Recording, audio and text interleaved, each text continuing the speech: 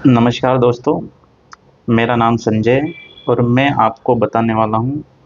जो कोई भी अभी एसएससी की नई प्रिपरेशन करना चाह रहा है और प्रिपरेशन करने की सोच रहा है, उसको मैं स्ट्रेटजी तो नहीं कहूँगा, लेकिन कुछ चीज़ें जो गलतियाँ नहीं करनी चाहिए और क्या चीज़ें करनी चाहिए, क्या छोड़नी चाहिए, जो अक्सर नए जो बिगिनर्स होते हैं वो बच्चे करते हैं, वो चीज़ें मैं तुम्हें बताने वाला हूँ जो आपको नहीं करनी है और कैसे तैयारी करनी है, क्या चीज़ें करनी है, क्या फॉलो करना है, किन चीज़ों से बचना है। उससे पहले मैं आपको मेरे बारे में बता देता हूँ। मेरा नाम संजय है। मैं सीजीएल 24 और सीपीओ 23 और एमटीएस 24 में सेलेक्टेड हूँ और अभी मैं इनकम टैक्स डिपार्टमेंट में टैक्स असिस्टेंट की पोस्ट पर मुंबई में पोस्टेड हूँ। चूँकि ये मेरा पहला वीडियो है, तो मैं भी थोड़ा वीडियो बनाने में अभी बिगिनर हूँ, तो आप थोड़ा एडजस्ट कर लीजिए। तो बिना टाइम गवाए हम शुरू करते हैं। हमारी एसएससी की जो तैयारी होती है वो 3 स्टेप्स में होती है। मैंने मेरी तैयारी के दौरान ये 3 स्टेप्स फॉलो किए थे। आपको भी यही करना चाहिए और हर सेलेक्टेड बच्चा इसी 3 फेज से होकर गुजरता है। 3 स्टेप्स कौन कौन सी होने वाली है मैं आपको बताने वाला हूँ।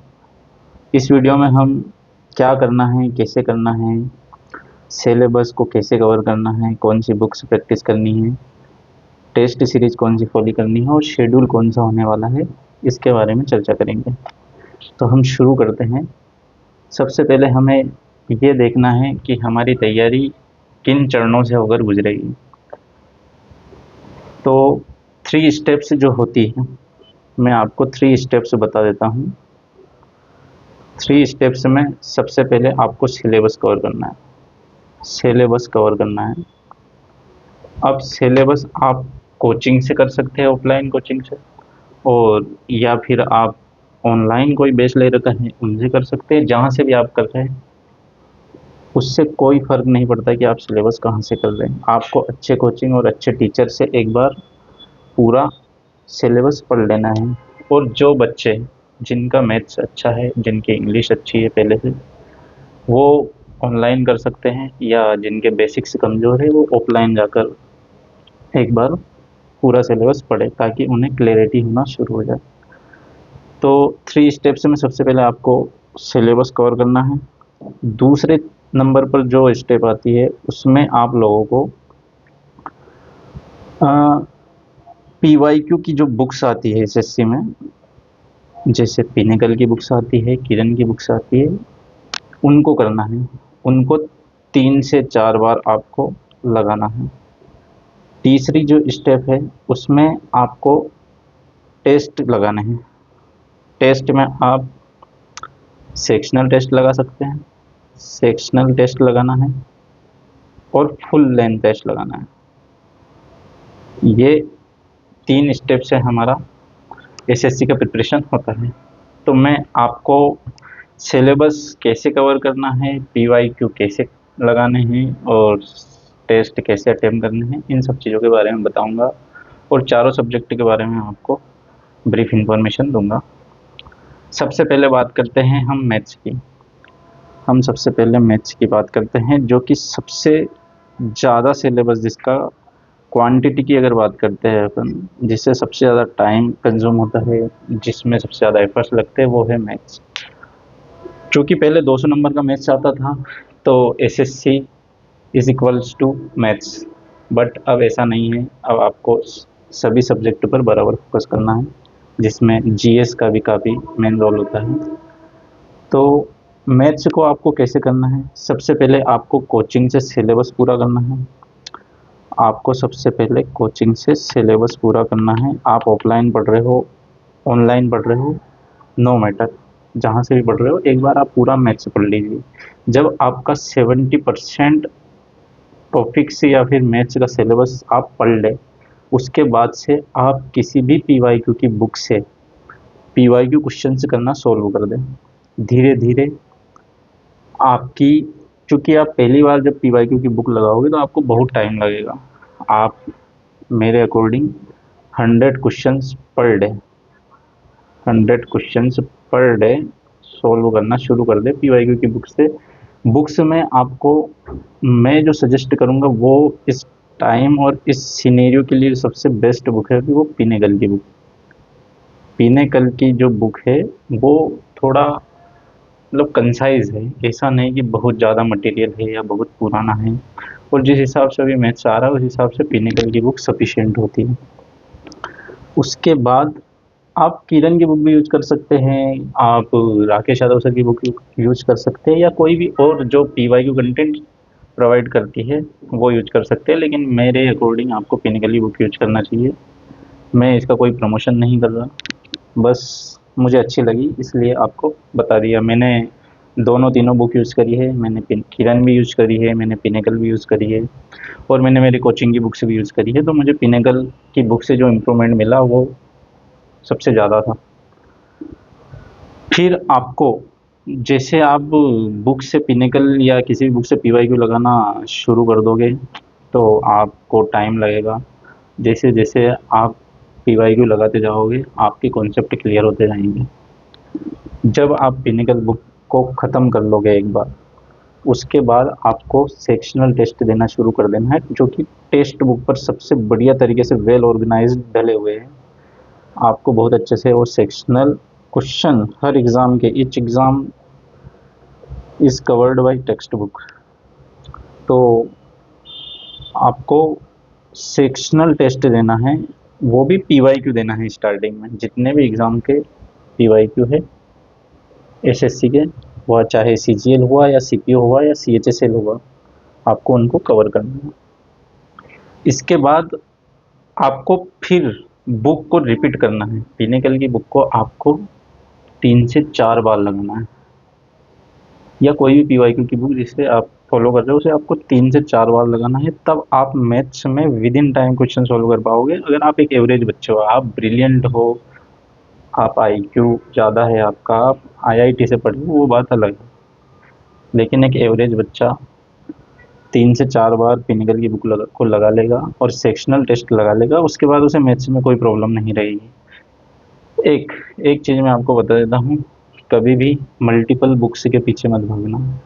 एक बुक्स उठाना, उसको बार बार लगाना, ना कि बहुत सारी बुक्स को कवर करने की सोचना, ना बहुत हार्ड चीज़ों के पीछे भागना। मतलब जो ट्रैक है एक एसएससी का उसी पर रहना। अगर आप भागोगे, ट्रैक छोड़ोगे, तो आपका सिलेक्शन नहीं होगा या फिर लेट होगा जब आपको चीज़ें समझ आने लगेगी। तो आपको मैथ्स में बस क्या करना है, सबसे पहले कोचिंग से सिलेबस कंप्लीट करना है, फिर आपको पिनेकल बुक से क्वेश्चंस लगाने हैं पीवाईक्यू के, और साथ ही सेक्शनल टेस्ट देना शुरू कर देना है। और जैसे जैसे आप एक बार ख़त्म कर लेते हो उसके बाद से आपको बहुत सारे सेक्शनल टेस्ट और बहुत सारे टेस्ट लगाना शुरू कर देना है। टेस्ट से होता ये है कि आप सीखते हो कि क्वेश्चन को एग्ज़ाम में कैसे सॉल्व किया जाता है। आपको बहुत कुछ आता है, सभी को आता है एक्चुअली। क्लास 10th तक का मैथ्स पूछते हैं तो वो सभी को आता है, लेकिन उसे सॉल्व करना एक प्रैक्टिस का खेल है। जितनी ज़्यादा प्रैक्टिस करोगे उतना आसानी से आप क्वेश्चन सॉल्व कर पाओगे। तो मैथ्स में बस आपको यही करना है। इसके बाद हम बात करते हैं इंग्लिश की। इंग्लिश में आपको 2 कैटेगरी के स्टूडेंट मिलेंगे। एक वो जिनकी शुरुआती शिक्षा ही इंग्लिश में पूरी हुई है, और एक वो जिन्हें इंग्लिश में कुछ नहीं आता, जो मेरे जैसे हैं, मुझे भी कुछ नहीं आता था इंग्लिश में। तो उन दोनों के लिए स्ट्रेटजी अलग अलग होने वाली है। जो सीबीएसई बोर्ड से पढ़े हैं, जिनकी इंग्लिश अच्छी है, जिनकी रीडिंग अच्छी है, उन्हें मैं कुछ नहीं बताने वाला हूँ। क्यों कुछ नहीं बताने वाला हूँ? क्योंकि उन्हें बहुत कुछ आता है और वो थोड़ा बहुत एफर्ट लगाएंगे या कोचिंग से जहाँ से भी पढ़ते हैं तो वो कर लेंगे। उन्हें स्ट्रेटजी बताने की ज़रूरत नहीं है इंग्लिश में। ये चीज़ें मैं उनके लिए बता रहा हूँ जिनकी इंग्लिश बहुत वीक है, या इंग्लिश में उन्हें इस एमआर के अलावा कुछ नहीं आता। उन लोगों के लिए मैं ये चीज़ें बताने वाला हूँ। आपको सबसे पहले ऐसे टीचर जिससे आपको इंग्लिश समझ में आती है, उस टीचर से आपको ग्रामर पढ़ लेनी है। आपको ग्रामर पढ़ लेनी है। अब ग्रामर को आपको पढ़ते पढ़ते क्या करना है, जब आपको थोड़ा समझ में आने लग जाए या 1-2 महीने हो जाए ग्रामर पढ़ने के बाद, तो आपको साथ ही साथ बेसिक वोकेब्स शुरू कर देनी है, कहीं से भी जहाँ से भी आपको एसएससी की वोकेब से मिली, जैसे रीतू मैम का वॉल्यूम 1 है उसमें भी दी हुई है, या रूट वर्ड्स पढ़ना शुरू कर देना है, या आपको कहीं भी जहाँ ऐसी वोकेब जो एसएससी से रिलेवेंट है और बहुत ज़्यादा नहीं है, उससे थोड़ा बहुत पढ़ना शुरू कर देना चाहिए। जैसे ही आपका ग्रामर ग्रामर वाला पार्ट कंप्लीट होता है, उसके बाद मैं आपको सजेस्ट करूँगा कि आप ग्रामर की प्रैक्टिस और वोकेब को साथ में लेकर चलें। साथ में लेकर कैसे चलोगे? आपको वोकेब करनी है ब्लैक बुक से, आपको किसी टीचर के पास जाने की ज़रूरत नहीं है वोकेब पढ़ने के लिए। आपको ब्लैक बुक उठाना है और उसमें से एक पेज डेली रटना शुरू करना। शुरुआत के 5 से 6 महीने लगेंगे, आप उस ब्लैक बुक को ख़त्म कर दोगे एक बार। फिर आपको सेग्रीगेशन करना है कि मुझे ये वर्ड्स याद हो गए और ये याद नहीं हुए, उस हिसाब से आपको मार्क करना है वर्ड्स को, वो शुरू करना है, यानी कि अपनी ब्लैक बुक को छोटी करना शुरू करना है कि हाँ मुझे ये वर्ड याद है और ये नहीं याद है। आप जैसे भी मार्क करना चाहो, अब इतना समझदार तो आप होंगे ही कि कैसे मार्क करना है, किन चीज़ों को कैसे याद रखना है, वो आपको करना पड़ेगा, वो मैं आपको बताने वाला नहीं हूँ। मैं जो करता था मैं करता था, शुरुआत के 5 दिन मैंने 5 पेज कर लिए, छठे दिन और मैं पाँचों दिन पिछले 5 हर प्रत्येक दिन में पिछला पेज रिवाइज़ करता था। जब 5 दिन हो जाते थे तो मैं पिछला एक पेज छोड़ देता था और एक नया पेज उठा लेता था। तो मैं ऐसे एक साथ 5 पेज की वोकेब लेके चलता था। उससे मैं ईच एंड एवरी वर्ड को एटलीस्ट 5 टाइम तो पढ़ रहा हूँ। उससे याद होने की प्रोबेबिलिटी ज़्यादा बढ़ जाती है। अब ब्लैक बुक से आपने वोकेब शुरू कर दी है और साथ ही पिनेकल की बुक से आपको जो पीवाईक्यू है, क्वेश्चन आए हुए एसएससी, उनको प्रैक्टिस करना है। ग्रामर के क्वेश्चन, एरर के क्वेश्चन, फिलर के क्वेश्चन और अपने और जो कुछ भी आता है इंग्लिश में, उनको पिनेकल की बुक से कर लेना है। अब ये इनिशियल स्टेज है, आप इसमें 70-80% कवर कर लोगे, लेकिन 20 से 30% आपका रह जाएगा। वो इसके बाद आपको सेक्शनल टेस्ट जब दोगे आप, पीवाईक्यू वाले ही देंगे सबसे पहले। तो जब उनको दोगे तो आपको पता चलेगा कि यार मैंने कौन सी चीज़ें नहीं पढ़ी और कौन सी चीज़ें अभी छूटी हुई है और मेरे नंबर कहाँ कट रहे हैं। फिर आपको उस 20 से 30% में वो चीज़ें करनी है। उसमें आएगा तुम्हारा फिक्स प्रीपोजिशन, उसमें तुम्हारी चीज़ें आएंगी फिक्स प्रीपोजिशन, फिक्स प्रीपोजिशन, उसमें तुम्हारे आएंगे पैसेज, उसमें तुम्हारा क्लोज टेस्ट, क्लोज टेस्ट, ये सब आने वाला है। आपको ये चीज़ें जब वो 20 और 30% आपका रह जाएगा, उसमें सेक्शनल टेस्ट के दौरान इन चीज़ों पे फोकस करना है। और ये चीज़ें मैं आपको बाद में बताऊंगा कि फिक्स प्रीपोजिशन और पैसेज और क्लोज टेस्ट कहाँ से करने हैं। मेरे हिसाब से आप सेक्शनल टेस्ट दोगे तो आपको पता, आपको खुद लग जाएगा ये कहाँ से करना है। इसके बाद आपको इंग्लिश में और कुछ नहीं करना है। मैं ब्रीफ कर देता हूँ आपको। सबसे पहले ग्रामर कंप्लीट करनी है, साथ ही साथ आपको वोकेब रटना शुरू कर देना। वोकेब का कोई इलाज नहीं है, आपको रटना शुरू करना पड़ेगा। जिसे आप रट सकते हो वैसे रटिए, आप निमोनिक्स से रटिए, आप रूट वर्ड्स से रटिए। इनसे 20% ही रट पाओगे, बाकी का 80% आपको खुद से रटना पड़ेगा। आपको 20-20 बार एक वर्ड को पढ़ना पड़ेगा, रिवीजन करना पड़ेगा। ऐसा नहीं है कि कोई टीचर आएगा और वो आपको बताएगा और आपको याद हो जाएगा, ऐसा नहीं होगा। और ऐसा होगा तो वो टेम्परेरी होगा, परमानेंट नहीं होगा।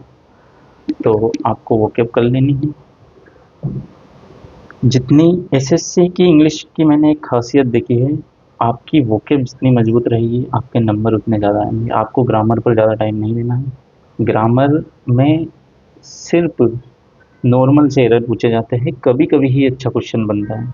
आपको सबसे ज़्यादा वोकेब करनी है। वोकेब के बाद आपको फिलर्स वगैरह, क्लोज टेस्ट वगैरह और पैसेज, फिक्स प्रीपोजिशन और फ्रेजल वर्ब्स, इन चीज़ों पर फोकस करना है। टाइम इन चीज़ों को देना है। ग्रामर में टाइम देने से आप 4-5 क्वेश्चन सही कर पाओगे, लेकिन इन चीज़ों से आप बचे हुए 25 में से 20 क्वेश्चन करोगे। तो आपको ज़्यादा टाइम फिर इन चीज़ों को देना है, तो जल्दी से ग्रामर खत्म करिए और इन चीज़ों पर जंप करिए, वोकैब पर जंप करिए। फिर वोकैब के बाद आपको fix preposition, passage, cloze test और फ्रेजल वर्ब को सबसे लास्ट में करना है। फ्रेजल वर्ब सबसे लास्ट में करना है, जिसके बाद क्लोज टेस्ट और पैसेज वगैरह भी लास्ट में ही करना है। बस इसके बाद इंग्लिश में कुछ नहीं करना है। हम इसके आगे बात करेंगे रीजनिंग की। रीजनिंग में आपको रीजनिंग का मैं आपको बता देता हूँ। जिस भी कोचिंग या जहाँ भी जिस सर से एक बार किसी भी सर से आप एक बार सिर्फ एक बार आप पढ़ लीजिए। एक बार आप पढ़ लोगे तो सिलेबस कर लिया आपने। बहुत छोटा सा सिलेबस है, बहुत छोटी छोटी चीज़ें हैं। उनको जब शुरुआत में पढ़ोगे तो आपको बहुत अजीब लगेगी, लेकिन वो बहुत इजी है। आपको बाद में रियलाइज़ होगा कि सबसे जो इजी पार्ट है वो रीजनिंग है। एक बार कर लोगे उसके बाद तुम्हें कुछ भी नहीं करना है। एक बार आपने सिलेबस कंप्लीट कर लिया रीजनिंग का, उसके बाद तुम्हें किसी भी पीवाईक्यू की बुक जैसा मैंने रिकमेंड किया है पिनेकल, या कोई और आपको बुक लेना है पीवाईक्यू की। और मैं आपको बता देता हूँ, किसी टीचर की स्पेसिफिक बुक के पास मत जाना है इस चीज़ के लिए, क्योंकि वो टीचर आपको चीज़ें तो अच्छी प्रोवाइड करा देगा, लेकिन आपको जिस चीज़ की रिक्वायरमेंट है वो प्रोवाइड नहीं करा पाएगा। वो चीज़ आपको पीवाईक्यू की बुक ही आपको प्रोवाइड करा सकती है। ठीक, तो आपको एक बार सिलेबस कंप्लीट करना है, उसके बाद पिनेकल की बुक लगानी है, उसके बाद सेक्शनल टेस्ट देने हैं। सेम आपने एक चीज़ नोटिस की होगी, मैंने तीनों चीज़ों में एक ही चीज़ बताई है कि एक बार सिलेबस कंप्लीट करना है, फिर पीवाईक्यू की बुक लगानी है और फिर सेक्शनल टेस्ट देना शुरू करना है। और एसएससी के शुरुआत में मैंने बताया था कि एसएससी की तैयारी 3 स्टेप्स में होती है, और 3 स्टेप से क्या है, सिलेबस कंप्लीट करो, पीवाईक्यू की बुक लगाओ और सेक्शनल टेस्ट दो। उसके बाद सेक्शनल के बाद फुल मॉक टेस्ट दो। यही तैयारी है, इसके अलावा कोई तैयारी नहीं होती। लेकिन ये बोलने में जितना आसान लग रहा है उतना आसान है नहीं। इसमें आपको 1 साल जाएगा, 1 साल मिनिमम है। 1 साल के बिना कुछ भी नहीं होगा।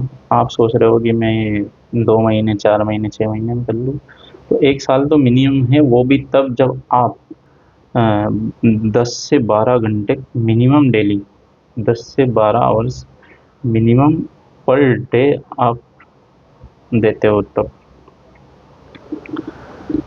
तो हम बात कर रहे थे रीजनिंग की। रीजनिंग में बस आपको ये करना है, इसके बाद रीजनिंग का भूल जाना है कि रीजनिंग भी आता है।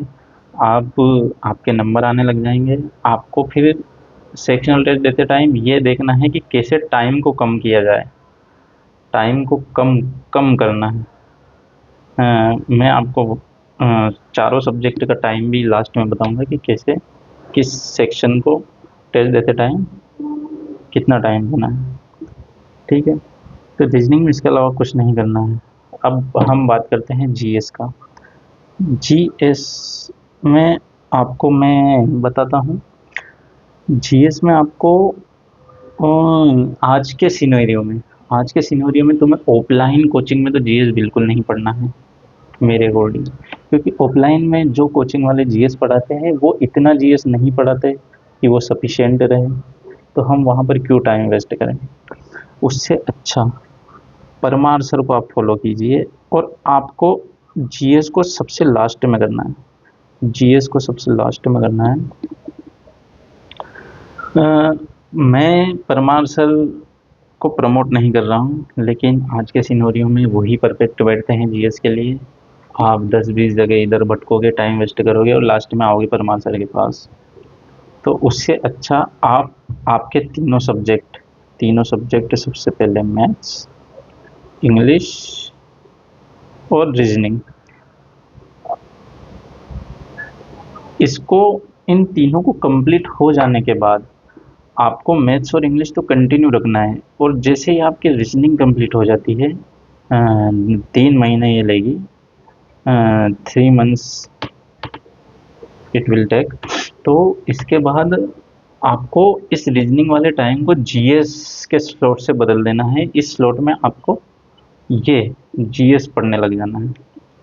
जीएस आपको परमार सर से बेस ले लेना है उनका, एक बार पूरे से अच्छे से थ्योरी कवर कर लेनी है। और मैं तो कहता हूँ आप जीएस का उनके ऊपर छोड़ दीजिए, वो जो बताते हैं आप उनका बेस लोगे तो वो आपको बता ही देंगे।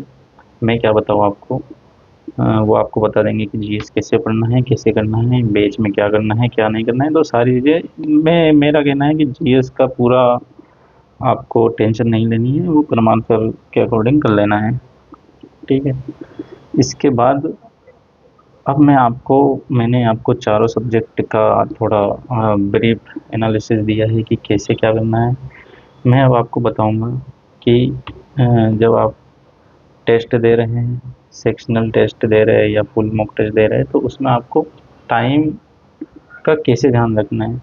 आपको स्टार्टिंग में सबसे जो बड़ी कमी लगेगी आपकी तैयारी में वो है कि यार टाइम ही नहीं बचता। यार कैसे कर देते होंगे लोग इतना जल्दी, मुझसे तो होता ही नहीं। मैं तो मैथ्स से ही सॉल्व करने में ले जाता हूँ, या मैं तो रीजनिंग ही 20 मिनट में 25 मिनट में करता हूँ। तो आपको जो एक आइडियल टाइम है एसएससी के प्रीलिम्स एग्ज़ाम के लिए, आपको 1 आवर मिलेगा। 1 आवर मिलेगा, आपको 100 क्वेश्चन करने रहेंगे, 25-25 ईच, ठीक है। ये 25 क्वेश्चन मैथ्स के, ये 25 क्वेश्चन इंग्लिश के, और ये 25 क्वेश्चन जीएस के हैं, और ये 25 क्वेश्चन रीजनिंग के हैं। अब मैं आपको जो फुल मॉक टेस्ट अटेम्प्ट करना है उसमें टाइम कौन सी आइडियल स्थिति है जो तुम्हें अचीव करनी है, तो मैं इसको देता हूँ 5 से 6 मिनट, ठीक है। इसके बाद मैं आपको रीजनिंग करने की बोलता हूँ दूसरे नंबर पर, इसको आपको लाना है 15 मिनट पर, ठीक है। जिसके बाद इंग्लिश की बात करते हैं। बहुत सारे बच्चे पहले जीएस फिर इंग्लिश फिर रीजनिंग फिर मैथ करते हैं, और बहुत सारे पहले रीजनिंग उठा लेते हैं, बहुत सारे पहले जीएस फिर रीजनिंग कर देते हैं। तो वो आप देख लीजिए आपको कौन सा सूटेबल है। मेरे हिसाब से सबसे अच्छा जीएस और फिर इंग्लिश फिर रीजनिंग और फिर मैथ होता है, तो इसमें प्रेशर कम रहता है इस वाली मेथड में। इंग्लिश को आपको जो टाइम देना है वो देना है 10 मिनट। अब आपके पास बचते हैं 30 मिनट, उसमें से आपको मैथ्स के लेवल के हिसाब से 25 to 27 मिनट देना है, और 3 से 5 मिनट अब आपके पास बच जाते हैं जो आप उन क्वेश्चंस को दोगे जो आपने छोड़े हैं या फिर बाद में अटेम्प्ट करने के लिए छोड़ा है। तो आपको ये टाइम देना है। अब आपको मैं बता देता हूँ कि आपको शेड्यूल क्या रखना है। शेड्यूल आपको आपके डे को 3 पार्ट में बांटिए। मैं कहता हूँ आपका शेड्यूल टाइम स्पेसिफिक नहीं होना चाहिए, टारगेट स्पेसिफिक होना चाहिए। आप अपने डे को 3 पार्ट में बांटिए, ये सबसे सही तरीका है। पहले पार्ट में पहला पहला जो फेज़ रहेगा आपके डे का वो लगभग सबका मॉर्निंग रहेगा, जिसे मैं 7 to 12 के बीच 7 AM से 12 PM तक आपको ये रखना है। दूसरा जो फेज़ रहेगा वो रहेगा आपका 3 to 7 या 2 to 7, जो भी आप जितना भी आप एफर्ट लगा सकते हो। मैं तो 3 to 7 ही करता था। और फिर आपका नाइट वाला जो फेज़ रहेगा एक, वो रहेगा 8 to 11। इसमें आप बढ़ा सकते हो, घटा सकते हो, ये आपके अकॉर्डिंग है। लेकिन ये 10 से 12 घंटे का एक परफेक्ट शेड्यूल है जो आपको बैलेंस प्रोवाइड करता है। ऐसा नहीं कि आपको 15-16 घंटे पढ़ना है, वो सब चीज़ें नहीं करनी है। आपको 7 से 12 में वो सब्जेक्ट पढ़ना है जो आपका सबसे कमज़ोर है, और सबसे कमज़ोर में 2 ही सब्जेक्ट आते हैं बच्चों के, एक मैथ और एक इंग्लिश। मेरा इंग्लिश था, मैं इस टाइम में इंग्लिश पढ़ता था, मैं वोकैब रटता था, मैं ग्रामर पढ़ता था, एक जब 70% सिलेबस हो गया तो मैं इसी इसी स्लॉट में टेस्ट भी दे लिया करता था, तो मेरा ये स्लॉट 1 बजे तक एक्सटेंड हो जाया करता था। लेकिन वो बाद में, पहले तो मैं 7 से 12 सिर्फ इंग्लिश पढ़ता था। लगभग मैंने 1 साल तक 7 से 12 इंग्लिश ही पढ़ी है। उसके बाद इसी फेज़ में मैंने टेस्ट देना भी शुरू कर दिया था। तो इसमें आप मैथ्स पढ़ सकते हो, अगर आपको मैथ्स कमज़ोर है, इंग्लिश अच्छी है। लेकिन इंग्लिश सुबह-सुबह पढ़ने में अच्छा लगता है, तो मैं सुबह इंग्लिश पढ़ लिया करता था, आप अपने हिसाब से देख सकते हैं। दूसरे फेज़ में इसमें मैं मैथ्स लगाया करता था।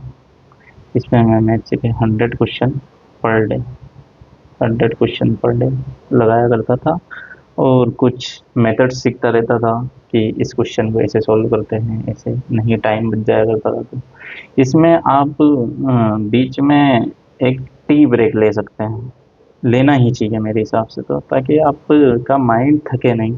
ऐसे ही जैसे आप 7 बजे पढ़ने लग गए, तो आपको 10 बजे या 9:30 बजे आपको टी ब्रेक ले लेना चाहिए। 2 घंटे, 2-2 घंटे के स्लॉट में बाँट लेना चाहिए। ऐसे ही जब आप 3 से 7 पढ़ रहे हो, तो आपको 5 बजे एक टी ब्रेक ले लेना चाहिए, और 5-10 मिनट अपने दोस्त के साथ चाय पी के आनी चाहिए। वो नेसेसरी चीज़ है, इन सब चीज़ों से ज़्यादा ज़रूरी मैं उसे मानता हूँ।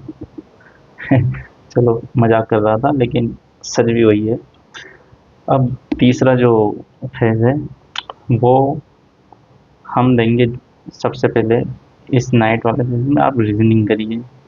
जब रीज़निंग कंप्लीट हो जाए, तो आप जीएस को दे दीजिए स्लॉट। बस आपका डे इस हिसाब से डिवाइड होना चाहिए, तो आप इसको कर पाओगे। अगर आप ऐसे टाइम बनाओगे कि मैं तो 6 बजे उठूँगा, 7 बजे ये करूँगा, 8 बजे ये करूँगा, तो आप उसे फॉलो नहीं कर पाओगे। लेकिन आपका टारगेट ये रहेगा कि मुझे मॉर्निंग फेज़ वाले में 50 वोकैब पढ़नी है या 100 वोकैब पढ़नी है, तो आप उसे कर लोगे। आपका टारगेट ये रहेगा कि मुझे दोपहर में 100 क्वेश्चन लगाने हैं, तो आपका थोड़ा बहुत ऊपर नीचे हुआ, तो आप उसे एडजस्ट करके कर लोगे। लेकिन आप टाइम स्पेसिफिक हो जाओगे, और आप 5 मिनट लेट हो गए, आधा घंटा लेट हो गए किसी दिन, तो आप वो पूरे आने वाला टाइम भी बिगाड़ लोगे कि मैं तो लेट हो गया। तो इस तरीके से आपको शेड्यूल बनाना है। अब मैं आपको कुछ गलतियाँ जो नहीं करनी है, कुछ गलतियों में एक सबसे बड़ी गलती आती है, जो मैं आपको सजेस्ट करूँगा। Limit your resources. Limit limit your resources. आपके पास किसी भी सब्जेक्ट की एक से ज़्यादा बुक नहीं होनी चाहिए, नॉट मोर देन वन। एक से ज़्यादा बुक नहीं होनी चाहिए। अगर आपने मल्टीपल बुक्स रखी, तो आपको जो सबसे बड़ा कन्फ्यूज़न होगा, वो होगा जब आप एक बार पढ़ लोगे, और जब आप रिवीजन करने बैठोगे, तो आपके दिमाग में ये आएगा कि यार मैं इससे पढूँ या इससे पढूँ, मैं इस वाली बुक से पढूँ या उन सर की बुक से पढूँ या मेरे नोट्स से पढूँ। तो आपके पास प्रत्येक सब्जेक्ट का एक तुम्हारा क्लास नोट्स और एक पीवाईक्यू की बुक, इससे ज़्यादा कुछ नहीं होना चाहिए। आपको ट्रेंड के पीछे नहीं भागना है। ट्रेंड चलता है कि सर की वो बुक लॉन्च हुई है, इस सर की ये बुक लॉन्च हुई है, आपको किसी भी बुक के पीछे नहीं भागना है। यही राम मंत्र है, यही जो मूल मंत्र है सफलता का एसएससी में, वो यही है। आप 20 अलग-अलग बुक को ना लगाएँ, एक बुक को 20 बार लगाएँ, तभी आप सेलेक्ट होंगे। जब आप ये सब चीज़ें कर लेंगे, तो आपको खुद समझ में आने लगेगा कि हाँ, रिवीज़न और एक बुक को फॉलो करना ज़्यादा इम्पोर्टेंट है। तो आपको इस चीज़ का ध्यान रखना है। आपको मैंने 1-2 बातें बताई है, limit your resources and don't follow trends. And जो सोशल मीडिया पर हम देख कर के यार वो सर आजकल चल रहे हैं या उनका कंटेंट चल रहा है, इन सब चीज़ों के पीछे नहीं भागना है। ये सब एग्ज़ाम में तुम्हें काम आने वाली नहीं है। काम एग्ज़ाम में जो चीज़ काम आएगी, वो आएगी प्रैक्टिस। आपने कितनी प्रैक्टिस की है घर पर बैठकर, कितने पेन रगड़ी है, कितने पेज को रगड़ा है, कितनी बुक को रगड़ी है, ये काम आएगा। तो आपको प्रैक्टिस पर ध्यान देना है, ना कि किसी टीचर के कंटेंट पर। तो इन दो चीज़ों का विशेष ध्यान रखें, एक कंसिस्टेंसी रखें। एक और मैं आपको बात बताने वाला था कि फॉर एग्ज़ाम्पल किसी दिन हमारी पढ़ाई नहीं होती है किसी भी कारणवश, उस दिन हमें गिल्ट नहीं लानी कि आज तो मैं पढ़ा नहीं, अब क्या होगा। ये चीज़ जो भी सिलेक्टेड स्टूडेंट हैं, उनके सभी की प्रिपरेशन के दौरान ये चीज़ें होती थी, और ये सभी के साथ होती है। आपको कोई ना कोई ऐसा काम या किसी दिन मूड भी नहीं लगता है, तो उस दिन आपको रिलैक्स रहना है, सो जाना है, जो भी करना है कर लेना है, अगले दिन से वापस रूटीन अपना फॉलो करना है, इतना लोड नहीं लेना है। हाँ, आज नहीं कल से हो जाएगा। तो मेरे हिसाब से तो लोड नहीं लेना चाहिए। कुछ स्टूडेंट्स ज़्यादा सोचते हैं, ज़्यादा लोड लेते हैं, तो वो मुझे समझ नहीं आता है, ऐसा नहीं करना चाहिए। हम इंसान हैं, रोबोट नहीं। तो इसके बाद में जीएस में आपको एक चीज़ और बताना भूल गया था। चीज़ ये बताना भूल गया था, चलो यहीं बता देता हूँ। जीएस में आपको करंट अफेयर्स के पीछे नहीं भागना है, बिल्कुल भी नहीं भागना है। करंट अफेयर्स रिलेवेंट नहीं आता है एसएससी एग्ज़ाम्स में। करंट अफेयर्स आपको जब आपकी प्रिपरेशन पूरी हो जाए और आप एग्ज़ाम देने के लिए तैयार हो जाए कि हाँ, मेरी प्रिपरेशन हो गई और मैं ये अटेम्प्ट सही से देने वाला हूँ, उससे पहले आपको 1 महीने पहले करंट अफेयर्स का सोचना है। इससे पहले करंट अफेयर्स ऐसा नहीं करना है कि एक-एक घंटे की करंट अफेयर्स की क्लास ले रहे हैं, वो आपको देखने में तो अच्छा लगेगा, लेकिन आउटपुट आउटपुट जो है वो ज़ीरो निकलेगा। ज़ीरो नहीं, नेगेटिव निकलेगा, नेगेटिव निकलेगा, ज़ीरो क्यों निकलेगा? आप उसमें टाइम दोगे, नंबर नहीं आएँगे तो नेगेटिव हुआ ना। तो आपको इन चीज़ों का विशेष ध्यान रखना है। अब इसके आगे की चीज़ें मैं आपको फिर कभी बताऊँगा। हम यहीं इस वीडियो को ख़त्म करते हैं। Bye bye, take care and stay happy and good luck for your preparation.